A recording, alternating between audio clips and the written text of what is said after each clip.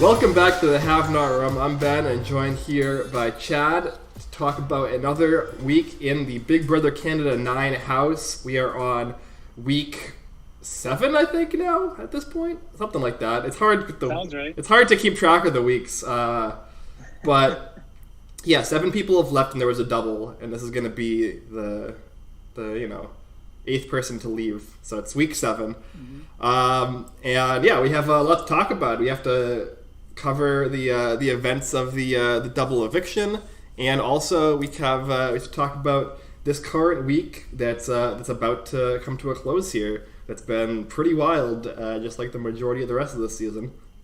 Yeah. So I guess let's start off. Last time we talked was right before the double eviction.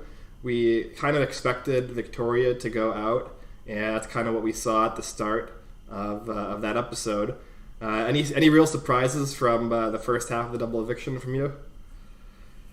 No, I think getting Victoria out there was the correct move if you are a fan of the Sunsetters. I mean, it's up for debate, but I think Victoria going home there makes sense. You can't keep a player like that around. She's way too erratic. Even her, her allies later on in the episode said the same thing. So, I mean, it's sad to see her go because she was so entertaining to watch. I would not be surprised to see her in All-Stars if they do All-Stars soon. Oh, absolutely. Especially, fun, energetic, like high-energy, strategic women are like a lot of the women that you would expect to be cast in All-Stars probably are going to say no. So I think Victoria seems like a lock. If next season is All-Stars, I think Victoria is at least getting a call. Yeah, definitely sad to see her go. She was a big part of the season. She won 2 HOHs, including the Invisible HOH. But yeah, especially, and this is important. Once Beth puts her on the block, it's important for them to follow through. All right, keep that in mind. Keep that in mind. All right. Yeah. We might circle back to this concept. As if we haven't already. A little bit of foreshadowing. But yeah, it is very good for the Sunsetters to, once Victoria is on the block, once they've committed to this idea of having to take her out, like no matter what she says to you, at that point you have to pull the trigger. And yeah, we say goodbye to Victoria, and then she finds out, they find out right before the eviction that she will be the first member of the jury, which I think was a surprise to a few people. A lot of people were speculating for no real foundational reason that there might be like 6-person jury with a Canada vote as the 7th vote. I don't know why they thought that would be the case, but that was it was technically the case previously on Big Brother Canada once. Yeah. So I guess there's sort of precedent, but there's not really any major reason to think that would be the case. No. Regardless, Victoria will be headed off to the jury house. We have yet to see a jury segment. I don't know if that's something we'll necessarily see, especially because there's a lot to cover on this upcoming Thursday eviction episode. But maybe on the following Monday episode next week, we might see a jury segment with the first 3 jurors now. That would be fun, I think. Oh, yeah. I would love that. And then we get into the second half of the double eviction. We have our before and after competition. It's a double eviction staple for HOH. Pretty common competition that you see in double evictions, so it's pretty quick and easy. And we have our winner of the double eviction HOH is Kiefer, winning his 3rd competition of the season. What did you think about Kiefer winning this competition? Do you think he should have won it, or do you think that maybe it might have been a mistake? I mean, as we see now, it probably was a mistake. But I mean, in that moment, why not win it? But, oh man, I think it was bad on him to get out who he did. I mean, it's so tough because Kiefer's in such a tough spot where like his best case scenario is always is typically going to be like third or fourth place. I think, Rosho staying around would help him. But, I don't think it's a mistake for him to win HOH there. Yeah, it's definitely tricky. I think that the runner-up in the competition might have been Ty based off of points, but it was very hard to keep track of in the moment. I think Braden was in it too. Yeah, I think Braden was also in it as well. I think Ty and him might have been Ty. It might have been. That sounds correct. So, yeah, maybe with Ty and Braden both kind of in the mix. Like, if you could throw it to Ty 100%, maybe it's correct to think about doing that. But I mean, also, no matter who wins that HOH, I don't think Kiefer is really in any major danger because the trio is always going to put up some combination of Ro, Braden, and Tara, most likely, and the remnants of the oddballs are going to put up some combination of Beth, Ty, or Jed. So really, Kiefer is only in any semblance of a danger if like one of the old oddballs wins and puts up, say, like, Ty and Jed, and then Beth wins the veto randomly and then takes down Jed, then Kiefer could be in danger of going up, but even then he's still not likely to go home.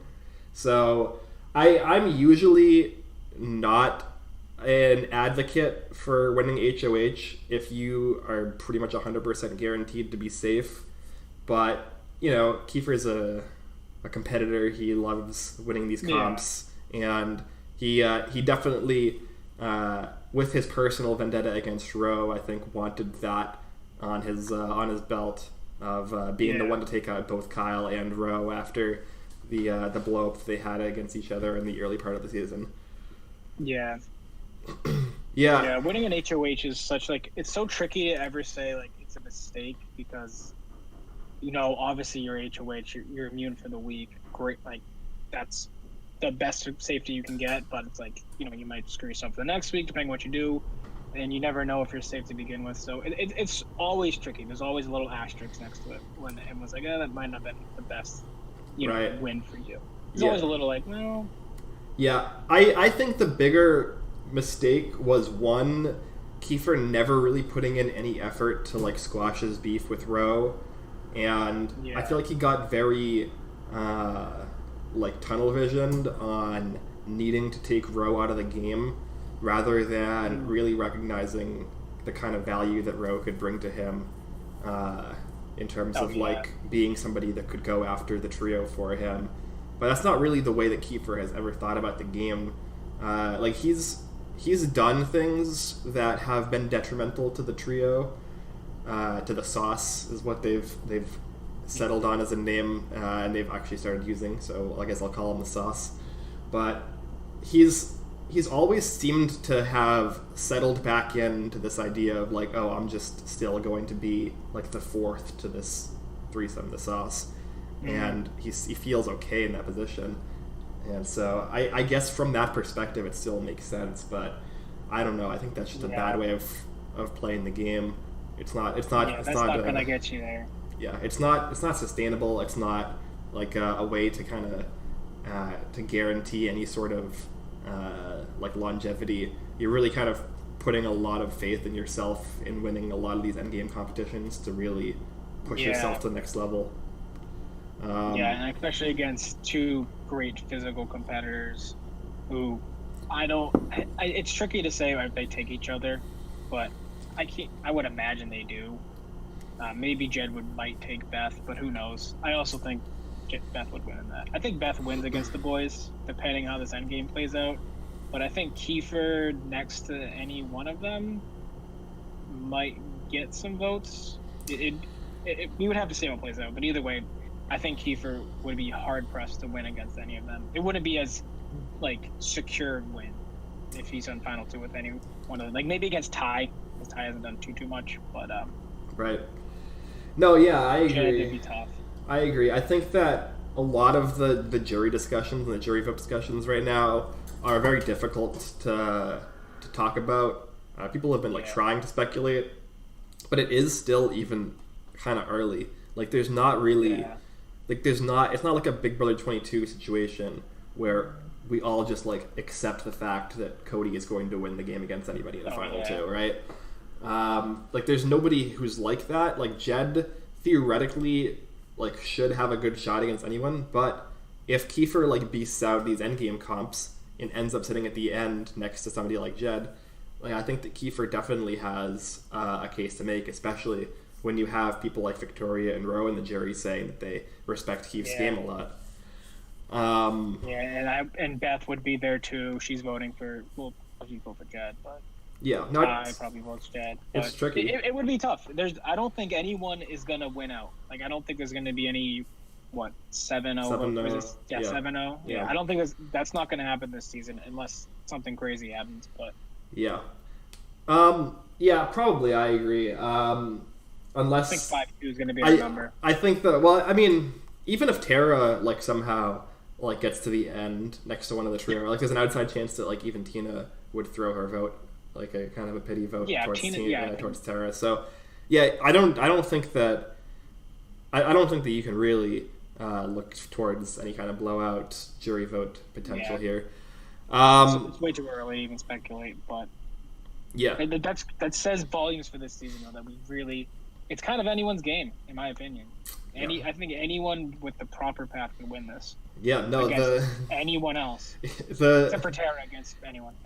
I mean, I think that Tara. We'll talk about Tara coming into this coming week, this current week. But I think that Tara's like moved from like a 0.1% chance to win up to maybe like a 3 or a 4. I think it's very unlikely that Tara wins, and she's definitely the least likely player of the likely final 6 that we'll get to win at this point. She's a good final 2 goat. Yes, and we'll see that. We'll talk about that as well on the pitch that she makes to Beth on the Wednesday episode. Just closing out the double eviction. We see the Roe show can't go 4 in a row. He really seems to struggle on his veto comp with the sword. He seems like even as Ty is finishing, it looks like Roe is in last place and he's going down like a very obvious dead end path. So definitely, it was impressive that Roe was even able to get to this point where he ends up coming in 8th place here, given how like he was on the block week 2. He was technically on the block as well week 1 with a team twist and was in the conversation of names that was being thrown around. He was like the 3rd name after Julie and Josh who was being thrown around, and then he almost goes home week 2 against Josh. That flip could have happened several different times. And then he gets into a position where he seems like he has some sort of power. The oddballs take control for 1 week where they take LaToya out, and then they crumble. The Sunsetters take back control, and Rohan has to win the next 3 vetoes back to back to back. He loses his number 1 ally. He loses probably his number 2 ally in Austin, and he's really, been drawing dead for almost a month at this point. And the only thing that could have really saved him in this game was if he were to win an HOH and try to flip the script against a trio. But he never got that HOH win. And so at a certain point, you just kind of run out of runway. That's what happened with Roe. I mean, you can't fault the guy for, it's underdog story and a half, but like it's very hard to win out every single competition. And it would have been a long road for him, even if he split up the trio somehow. Mm-hmm. But no, I mean, I applaud him. Like, I went from not liking him at all to at least like acknowledging him. More so just because he was the underdog, and who doesn't like rooting for the underdog?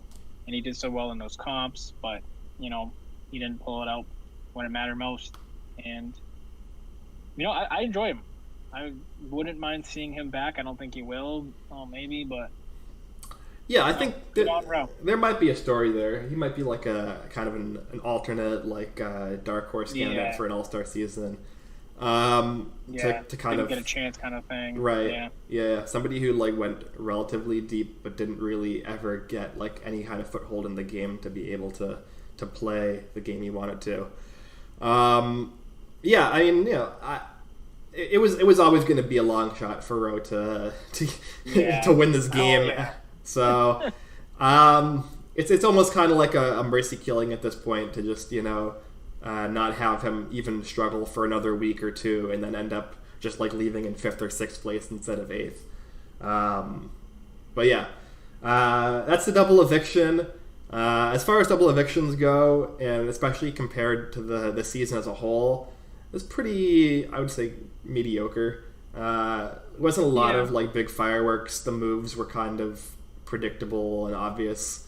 And I think that like even if there was a predictable and obvious move against the trio, against the Sauce, that could have been very interesting just because it would have shaken the game up so much. But no, all three of them, Beth, Ty, and Jed, make it through this double eviction where they were definitely in a lot of trouble. So good for them. I thought one of them was going to go. I thought Ty was screwed. I really did. Yeah, no, I mean, if Braden, Rowe, Tina, or Tara win that HOH, most likely, I don't know 100% about Braden, but definitely if Rowe, Tina, or Tara win that HOH, then one of Ty or Jed is like almost certainly out the door. So. 100%. Yeah, they definitely lucked out with Kiefer winning and then Kiefer deciding to not take a shot at them. So he's loyal to the soil, loyal to the squad. Yeah, I mean it's the right move on Kiefer not to go against them, I guess. And it heated the moment where you would literally have like minutes to decide that. I can't say like anyone would do different, Yeah, no. Especially somebody with like Kiefer's mentality about the game and the way he's played so far and like the positioning that he's put out for himself, I think it would have been a very difficult move to expect Kiefer to make, even if you could argue that on paper it would have been correct. Yeah, it would have been like a full send, like I'm blowing this game up now out of the blue, and it would have shocked everyone. And it probably would have been the best episode of the season. But I mean, or the Monday episode would have been the best episode, all the fallout. But that's true, yeah. But yeah, anyway.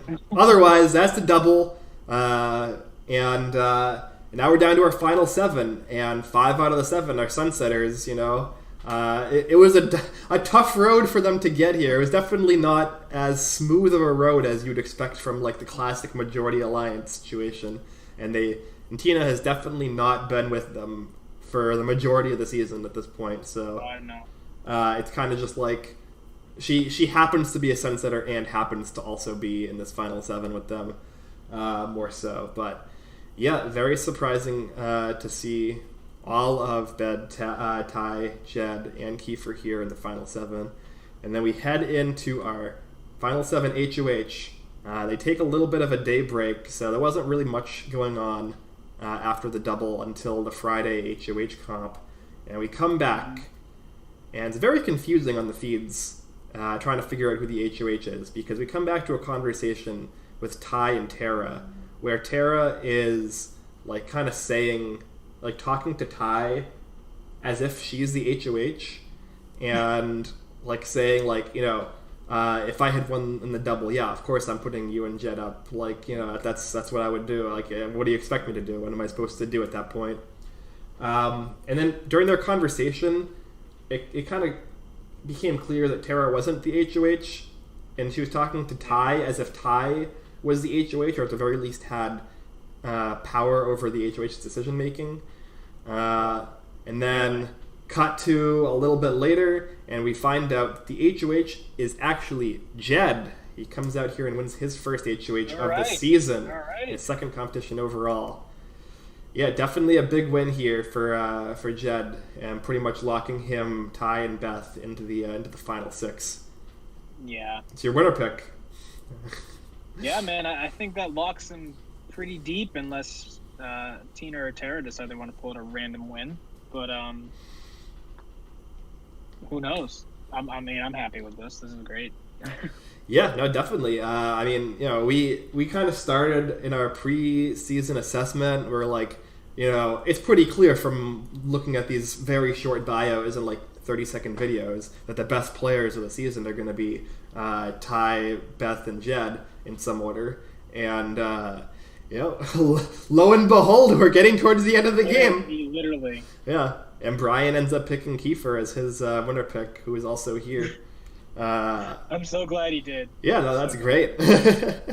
So if I was him, I would have picked Ty. So good for him. Yeah, they're looking good. I mean, Ty obviously would have also been a great pick. So and yeah, like Ty was all over Ty was somebody that I was looking at as well, and I know you were looking. Sure. So I shifted from Ty to Jed pretty late. I was locked on Ty, but I thought he was, I don't know. Nevertheless, I ended up on Jed, and I'm happy with that. Yeah, no, I mean, I went between Ty and Beth in my head so many times as to which one I wanted to pick, and I settled on Beth.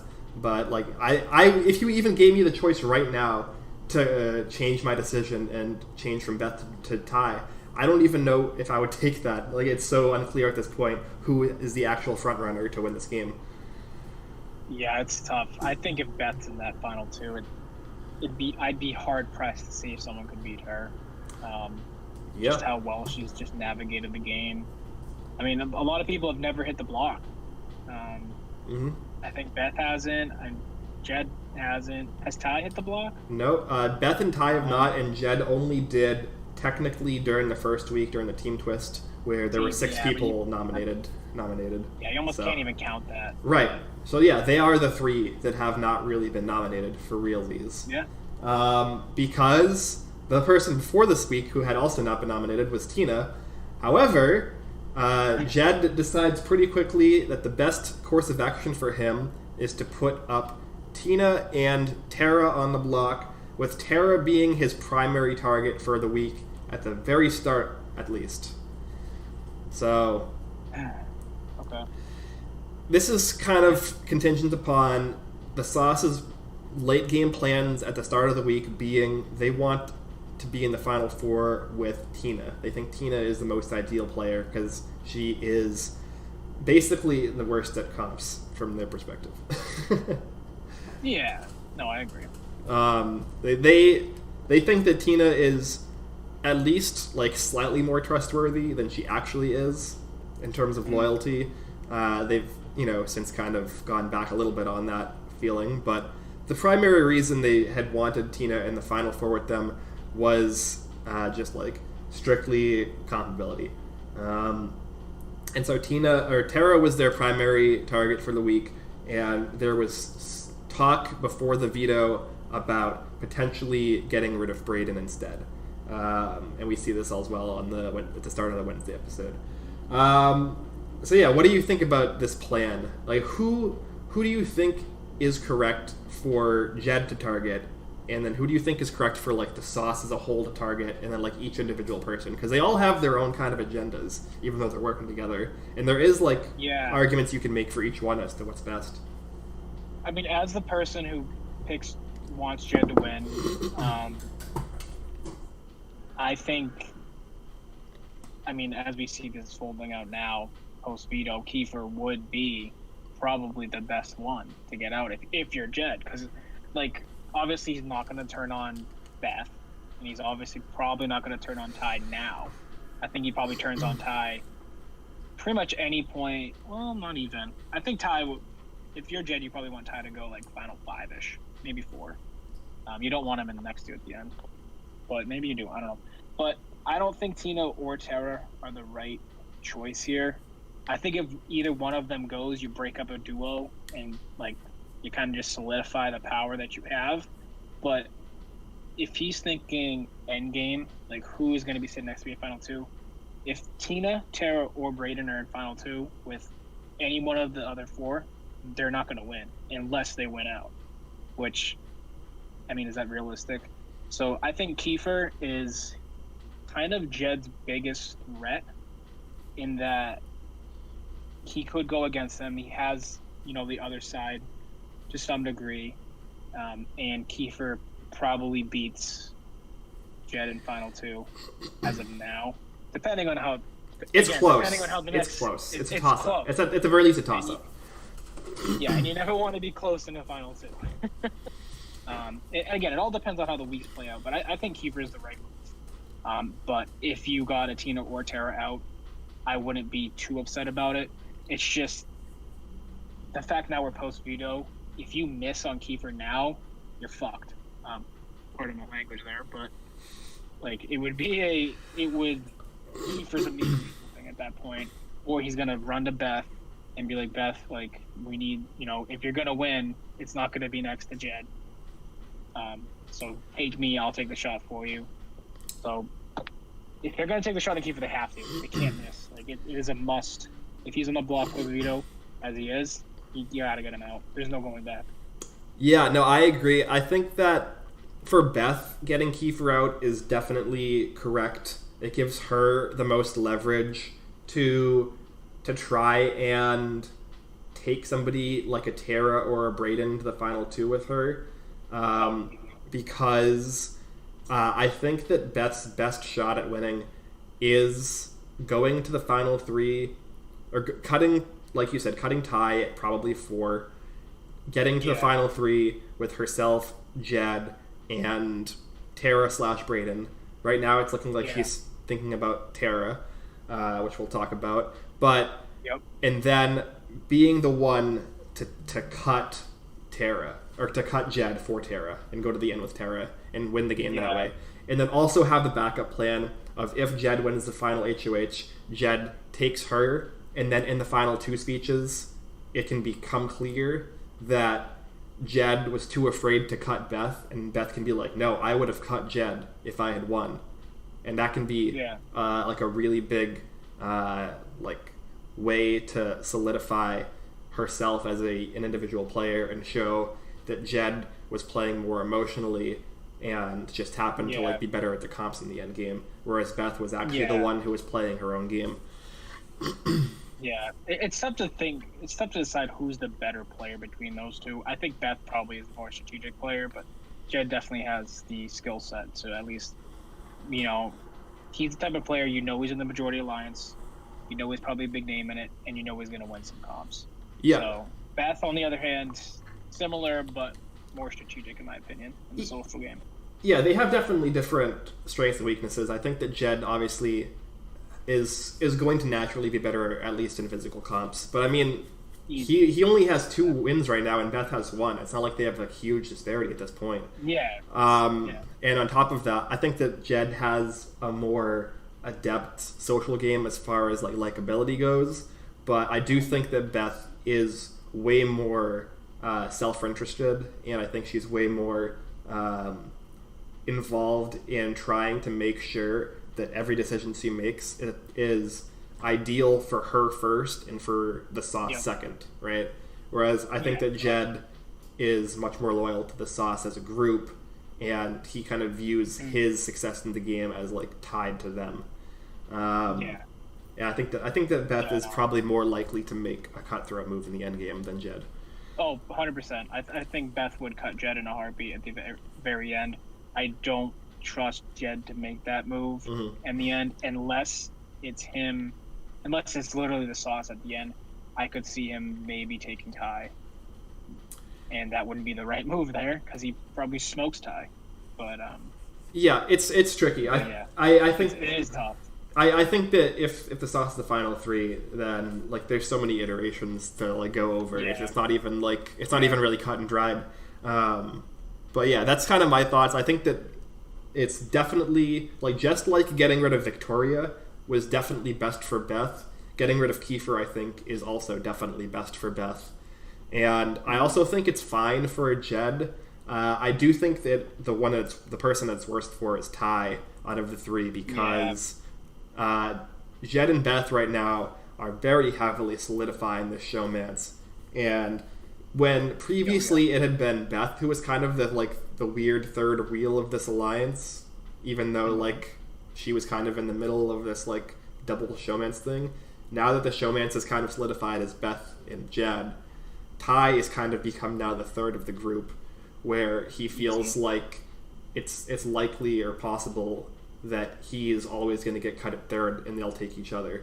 And so he's kind of running out of runway in terms of potential opportunities for him to get to a final two where he can win the game.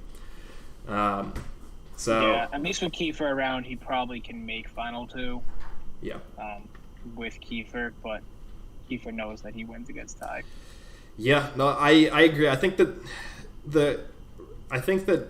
Ty at least is cognizant of the fact that his runway to have a shot in the end game is running out, and he really needs to start putting some pieces into place to better his odds here.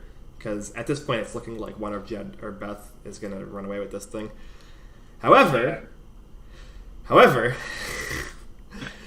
we have Wednesday episode. Tara pitches to Beth like, "Hey, I know I probably can't win this game. I wanted you to win.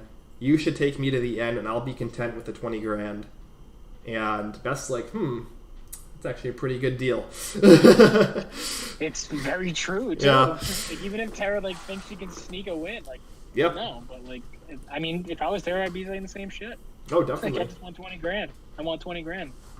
Second place is, I mean, yeah, I made it. Yeah, no, especially you never want to see people actively playing for second place, but I think when you're in a position that's so frail as Tara is in, making a plea that you would be okay with second place, or you think that your ceiling is second place, and so you're content with that at the very least, and also being able to at least have a 5-10% shot at winning the game. It's not nothing, right? It's probably the best that Tara can do at this point.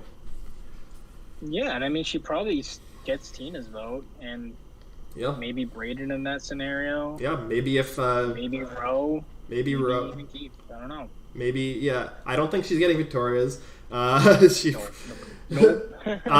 Maybe, you never know if in order to get to that position, Beth has to cut Jed at the final 3 or something like that, and the final jury vote is immediately after. Those emotions can be very raw. It's not impossible that Jed is upset about that, or even Ty could be upset if he gets cut by the sauce early at the final 4 or 5, and vote for Tara out of spite. I don't think this is likely, but it's possible, right? No, I think 95% chance they probably still will. I agree. Acknowledge it. They'll be salty, but it's I would have done the same thing. I agree, but it is relevant to talk about Tara playing to what I think is her ceiling, which is this kind of 5% out of winning the game at this point. I mean, I would call Tara a decent player if she actually succeeds that. Not by no means good. No, by no means great. Yeah, she's decent. She's slightly below replacement level, which for this season is average. Yeah, exactly. She's not coming back for another season or anything. But you know what? She did her best, and second place in Big Brother is not bad. All right. I mean, Yeah, no, definitely. Anyway. And it would put her in she would at least be in every episode, right? So yeah. She'd get $20,000 for her family. Yeah, it's not nothing. All right, let's get to the elephant in the room. Let's get to the elephant in the room here, Chad. Yes. All right. Yes. We have been beating around the bush for the entire podcast. It's very lucky. We were supposed to record last night. It's kind of accidentally lucky that we ended up waiting an extra day because, oh boy, there's been a lot that's happened in the last 24 hours. As we saw in the Wednesday night episode this past night,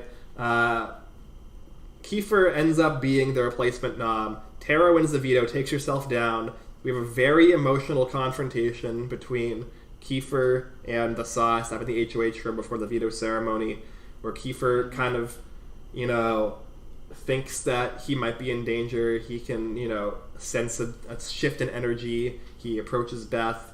Beth pulls in the other 2 members of the sauce, and they basically say, "Yep, you're going up." And Kiefer has kind of an emotional moment. He leaves the HOH room kind of in shock. The sauce breaks down in tears, and Kiefer ends up on the block, seemingly with no shot to save himself, because why would you backdoor somebody like Kiefer and then not follow through? It would be insane to do that, right?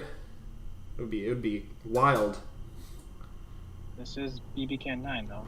Yeah, this is BBCAN9, and this is the sunsetter is gonna sunset. The sauce is gonna waver and be non-committal, and so we have Kiefer first goes up to Beth, and Beth, trying to do a little bit of jury management, basically tries to imply to Kiefer that this is her move, right? She's like, this is my, I'm the one who could have stopped this, but this is good for my game that you're leaving. This is not good for Jed and Ty that you're leaving. They're making a mistake. This is me. Basically trying to get Kiefer to go into jury house and pitch to them that Beth is playing this phenomenal game, right? Yeah. That's not really how Kiefer comes away with the conversation, but, regardless, he internalizes this information, and he goes to Jed, and he's basically just kind of trying to bury shit here. Just, he expects to be voted out. He's not even really fully campaigning in this moment, but he's like, Jed, this was so bad. I would have been loyal to the soil with you guys. I would have gone down to the 4 with you guys. It's really too bad that it had to end this way, and it's too bad that this. Beth even just told me that this isn't even good for you and Ty. This is only good for her, and it's really too bad that it's too late for you guys to do anything and change your mind. And then Kiefer leaves the room, and Jed is sitting there for a sec. He's like, is it too late? And then yeah, and another thing that Kiefer says is, the biggest move you could really make this week is by putting me up and then not sending me home. That would really be the move. That would be the big move. The big move isn't getting me out. It's putting me up and then not sending me home, which is something that Jed will repeat to Beth later in the day. And then Kiefer goes to Ty. And this is where some of the stuff we just talked about, Ty, starts to come back, where Ty is starting to realize he's running out of his runway to win this game. And he talks to Kiefer about how he doesn't really see a path past the final 3 for him. And Kiefer says, well, if I'm in the game, I could help you with that path. I would be somebody that would be a shield in front of you, or I could be your person in the end game, right? Similar to what you were saying before, where it seems like Jed and Beth are a duo. And Ty starts to really think about this and think about whether or not sending Kiefer home is the correct move. And so then, eventually, they have their individual conversations together, and Jed goes to Beth and he says, I think we should keep Kiefer. What? Terrible. Excuse me? That is the worst. Not only is it a bad move for Jed, it's also look at the votes. Tina's on the block, right? Yeah. Tara and Brayden are not voting Tina out. So in what, there's maybe 5 votes, right? It's 4 plus the tiebreaker for the HOH. 4 plus tie. Yes. So well, maybe they could tie. Yes. So they would at this point they've told everyone knows at this point. So Brayden is likely going to vote with them. But yeah, they do no, to keep Keith. They've told Brayden, and Brayden has fought back, which we'll say. I can go over that as well. But they do have the votes, right? The sauce controls the vote, just the 3 of them. So if the 3 of them decide together that they want to keep Keith, they can just make it happen, regardless of what Tara and Brayden want, right? because you can have Beth plus Ty with Jed breaking the tie. Yeah. True. Yeah. So Ty comes up and they have a conversation, and Ty is on board. Ty also wants to keep Kiefer now. And Beth starts to fight back a little bit. I think she obviously is cognizant of the fact that it's bad for her for Kiefer to stay. It's way worse for her for Kiefer to stay than even for Jed and Ty. But she doesn't fight back too hard. Like she acquiesces relatively fast, and they end the conversation like a half hour to an hour after all this started going down, and they all agree. We are going to keep Kiefer. And this was last night. This was Tuesday night. And then feeds go down. Oh my god. For all of Tuesday night. And they come back Wednesday morning. And it's very confusing because we don't know anything. Anything could have changed. The feeds have been down for like 12 hours. They had a party where they all got like pretty drunk from what I can tell. A lot of them are hungover. And nice. We have a cut to a conversation with Brayden, where they are now telling Brayden, okay, we're going to keep Kiefer this week. And Brayden says, wait, what? Jed, if Kiefer is in the end, he has Ro and Vic who are going to vote for him to win. That's 2 votes. He just needs 2 more. And Jed says, so? Oh, what? Oh, Jed, what the hell, man? What happened? So what? What happened? Well, Jed probably thinks he has 2 locked in if Beth and Ty are on them. But he's probably going to have to take one of them. In likely scenarios, he's probably taking one of them. Yeah, I mean, this is... He's ruthless. This is wild. And... Yeah, this is a wrong move, my buddy. And so Brayden continues to make what I would consider to be pretty, obvious, rational arguments as to why this is stupid. And they're not hearing it. They've now made their mind up. They're going to keep Kiefer. Any argument is just being completely brushed off. They've completely locked in now that they are keeping Kiefer this week, and Tina will be going home instead.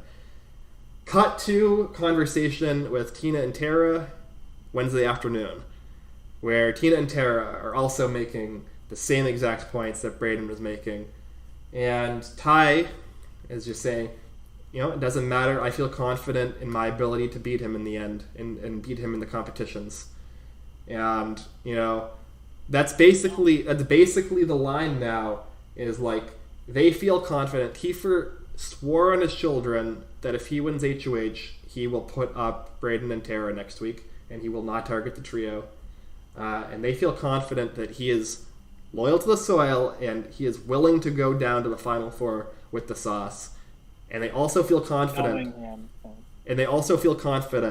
at least Jed and Ty do, that they will be able to beat Kiefer in those endgame comps at 4 and 3.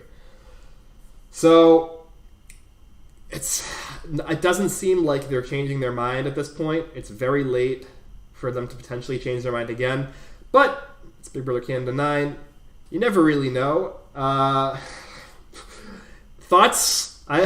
It's gonna be. I don't know what kind of thoughts you can give other than what the fuck. Dumbest freaking thing I've heard. Yeah. You can't take a shot at a player that could. Yeah. Pretty much beat, I think, anyone. Oh yeah. Except for arguably Beth. I don't know. This is a major. Even then, it's hard. Yeah.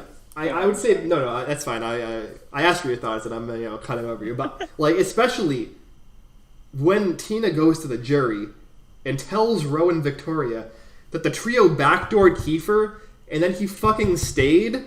Are you kidding me? That's an insane resume builder. That looks so good on Kiefer. Oh yeah. I'm sorry. And I hate the whole we think we can beat him in Final 3. It's usually those comps, they always boil down to, kind of the more of a mental comp. Like the first one's physical, sure. The second one is typically semi-physical, more puzzle. And then the third one is really more, it's 100% mental, which Kiefer just stomped the last mental comp in double. Like, I think Kiefer, if he's sitting there in that final mental comp against Jed and Ty, or whoever the hell it is, I think he wins. So, like, you're hedging your bet on one comp if you keep Kiefer. Literally one comp, and it's part one of the final HOH. In my opinion, I don't know how BBCAN does their final, like, 3 HOH comp, but at least in BBUS, if that's exactly how it plays out, I would not be shocked if Kiefer wins that final HOH because he wins part 3. Yeah, traditionally, Big Brother Canada, it's relatively similar to Big Brother US, like in terms of their traditional final 3 HOH 1, 2, 3 format. Usually their part 1 is less of like a standard endurance-y kind of feel and more of like a kind of similar to like going back and forth and like building up a tower or something like that. Yeah. Or like you have to do like a repetitive physical task a bunch of times back to back, right? Like you have to go. Yeah. You have to pull yourself on a thing across a track, get like a domino or a brick or whatever, bring it back, and then stack the bricks up in a tower and have it not fall. Like that sort of thing is kind of more the line of what they have for a final HOH Part 1. But it could also just be standard endurance style, like stand on a No, I agree. disc. If it's a wall comp, then they probably. I think most people beat Kiefer. Sorry to say, right? But like, if it's that kind of comp, slow and steady wins the race. Like how often in those comps? Yeah, I think Kiefer would still be a threat in that kind of competition. Yeah, that's very similar to the veto comp he won at the start of the season. Literally the same the same concept. Yeah, they're not thinking about potential of what the comps could be, and I think no matter what, I think Kiefer could. I wouldn't be shocked if Kiefer won final HOH, even if it's Jed and Ty. Yeah, no, he's definitely in there with a shot. He has the most comp wins right now. He's shown himself to be at least capable in a diverse amount of comps. Like you said, it seems like he's the best at these like days style memory comps. He got a perfect score in before and after, and it seemed like he didn't really struggle much with it. That's going to be part 3. It's going to at least probably play a role in one of the final 4 competitions, and probably part 2 of the final HOH. Like he's definitely, if the final 4 is the Sauce plus Kiefer is 100% in there with a chance to just win himself to the final 2 and win the game. Yeah, and if Kiefer's in the final 2 against most of them, I think if Kiefer wins final 2 and takes Beth even, he wins because he won the final 2. Yeah. Like, this is the dumbest. Like, the more I think about it, this is so wrong. This is this is why Jed will lose the game. No, I agree. I agree. If this would be the worst move. Yeah. I do think that Jed's win equity has gone from like 40% to 20% just from this move, or like maybe 25%. Yeah. Like he's pissed away so much win equity by making the move against Kiefer and then not following through. Because, we can talk about this as well. Like, do you think that Kiefer will keep his word if he wins the final 6 HOH?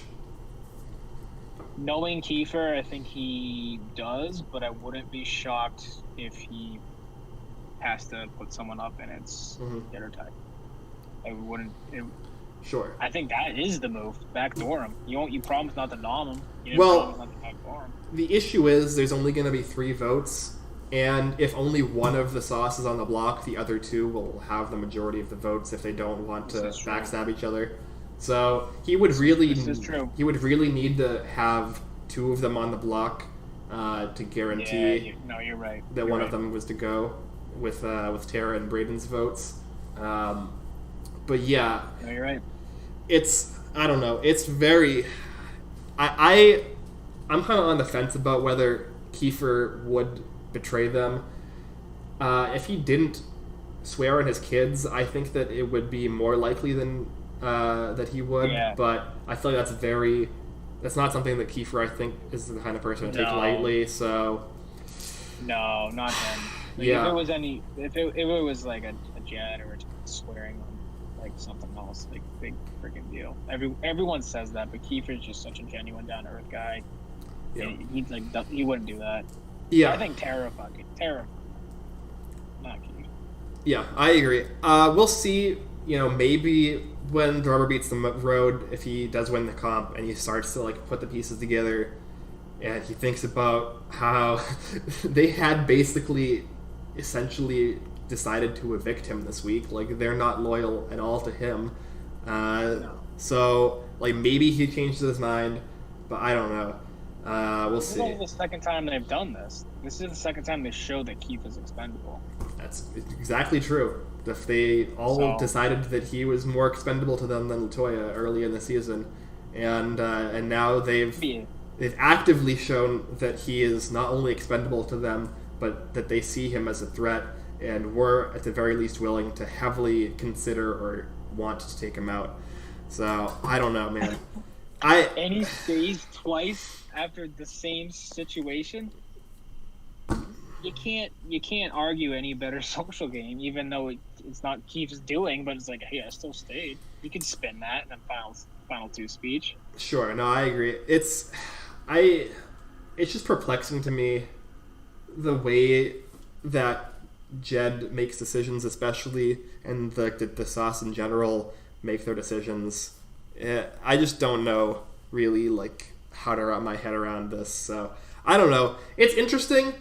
The season's still going. Like we're still getting interesting things to talk about, even if the interesting things are people making completely indefensible, boneheaded moves. Bonehead move, yeah.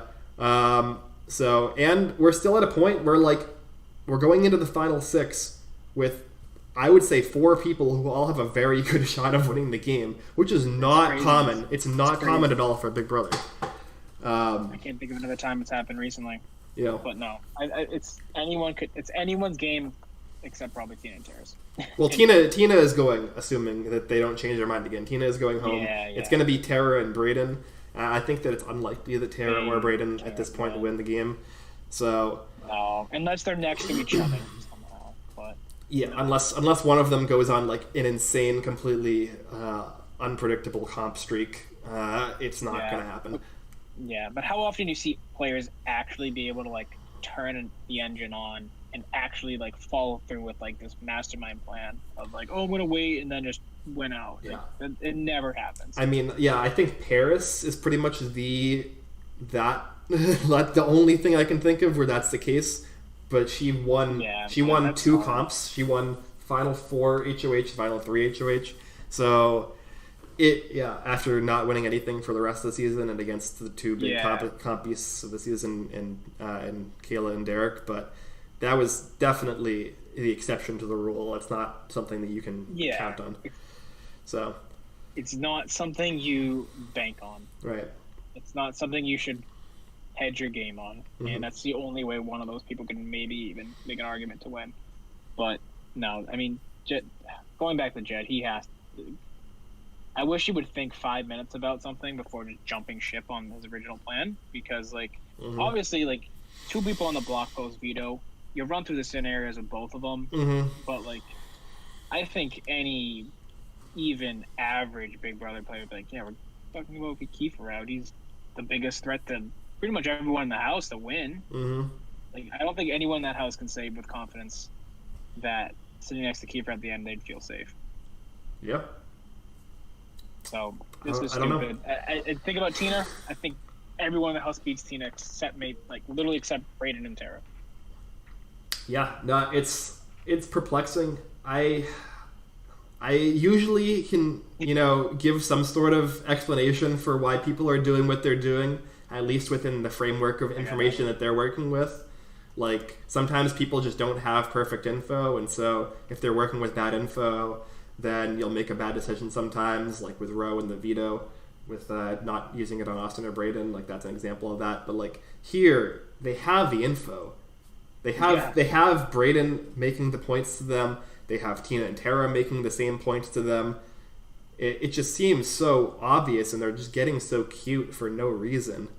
And this could be this decision could lose Jed, Ty, or Beth the win. Right? Oh, 100% could. 100% would. So, Well, not would, but Yeah. it's one of those things where it's like nah, they're not actually gonna do that. They're gonna vote out Kiefer. It's Yeah. one of those scenarios where like I would be flabbergasted if Tina actually goes home, and I would say, well, there goes my winner pick winning the game. Congrats, probably Beth or Kiefer. Which, I mean, it's good for the have not room either way, but come on, man, I want to go for 2 here. No, yeah, I mean, look, I think at this point it's over 90% done, and that Kiefer is staying and Tina is going. I would be at this point shocked if Kiefer goes, based off the conversations that they've had. Like, they've had every opportunity at this point to change their mind back, and it seems like they're completely locked in to this, to being now stubborn in the wrong way. Where they were too not stubborn in the first place, where, like you said, like 5 minutes of conversation changed their mind about something that should have never even like crossed their mind as an option realistically. And now that they've locked into that, Ty and Jed especially are 100% not, I don't think, changing their mind again. But you never know. We'll see. Either way, we'll be here to talk about it. We're probably going to see Tina leave, which is unfortunate. She had a lot of potential, but in Big Brother, if you or your allies can't win a comp when it matters over and over and over, it doesn't really matter how well positioned you are. It doesn't really matter how smart you are. It doesn't really matter how like adept you are at talking. Yeah. At a certain point, you run out of runway. It's something that I've said over and over this podcast. People are running out of runway, and now Tina has run out of her runway. And it's too bad. I would like to potentially see Tina come back and play in an all-star season. She's a very unique casting archetype for somebody to go this far. So yeah, we'll see. Yeah. But that's that. I think anything else? No, I just hope my winner pick doesn't make the biggest mistake of his game. Well, I wouldn't hold your breath. I wouldn't hold your breath. I'll say that. I'm not. I wouldn't be shocked. It is good though. It's looking like half of the final 6 will be our 3 winner picks. So, you know what? That's a win for the have not. Come on now. I don't know.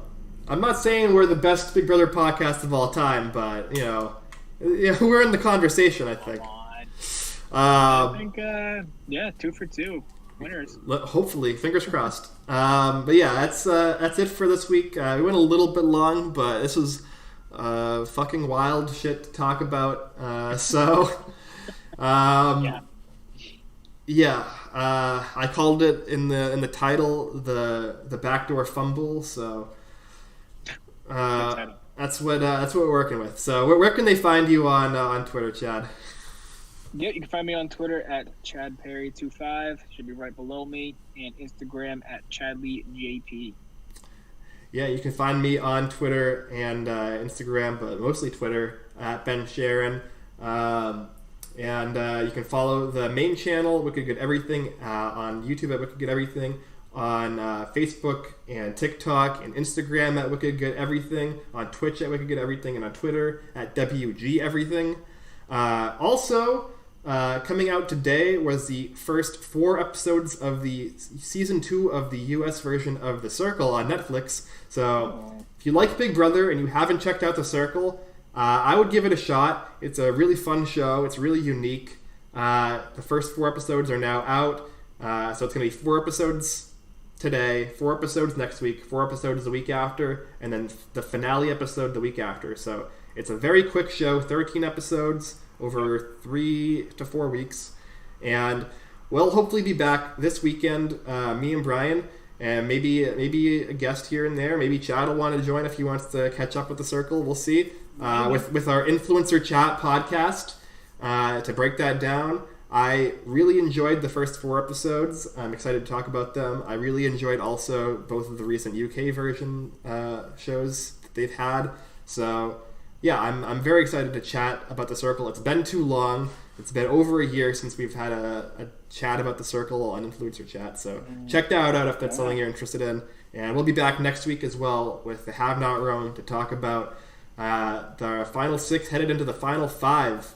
We're very close. We have only a couple of weeks left here with this Big Brother season.